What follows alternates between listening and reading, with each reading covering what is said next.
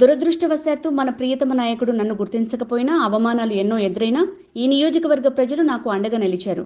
YCP senior నేత, మాజీ మంత్రి, పెనమలూరు ఎమ్మెల్యే నేను స్పష్టంగా తెలియజేస్తా ఉన్నాను, అన్ని వర్గాల ప్రజలు నన్ను ఆశీర్వదించారు కాబట్టి ఈ పెనమలూరులో నేను గెలవగలుగుతున్నానని చెప్పేసి మీకు మనవి చేస్తాను.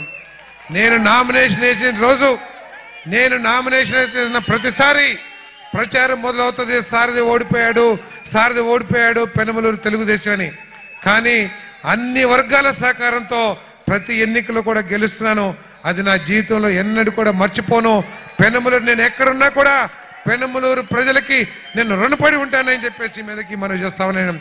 దురదృష్టవశాత్తు మన ప్రియతమ నాయకుడు జగన్మోహన్ రెడ్డి గారు నన్ను గుర్తించకపోయినప్పటికీ కూడా ఈ నియోజకవర్గ ప్రజలు నన్ను గుండెల్లో పెట్టుకొని ఎటువంటి అవమానాలు ఎదురైనా కూడా నన్ను కాపాడుతూ వస్తున్నారని చెప్పేసి, నా వెనకాల అండగా ఉంటున్నారని చెప్పేసి, వాళ్ళకి ఎప్పటికైనా సరే ఎమ్మెల్యేగా కాదు సేవకుడుగా ఉంటానని చెప్పేసి మనవి చేస్తూ ఈ కార్యక్రమాన్ని ఏర్పాటు చేసిన, ఈ కార్యక్రమాన్ని విజయవంతం చేస్తానికి కృషి చేసిన ప్రతి కార్యకర్తకి కూడా చేతులెత్తి నమస్కరిస్తూ సెలవు తీసుకుంటున్నాను.